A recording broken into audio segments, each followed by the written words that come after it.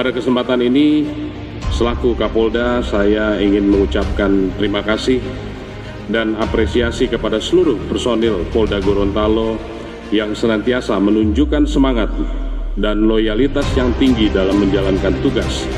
Hingga sampai saat ini kita masih dapat menjaga stabilitas Kamtibmas di wilayah hukum Polda Gorontalo dengan baik.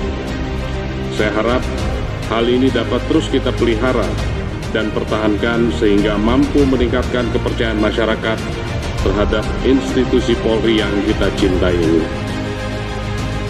Hadirin rekan-rekan peserta upacara sekalian yang saya banggakan, demikian amanat yang dapat saya sampaikan. Semoga Tuhan Yang Maha Esa, Allah Subhanahu wa Ta'ala, senantiasa memberikan bimbingan dan petunjuknya kepada kita dalam melanjutkan tugas dan pengabdian kepada masyarakat, bangsa dan negara.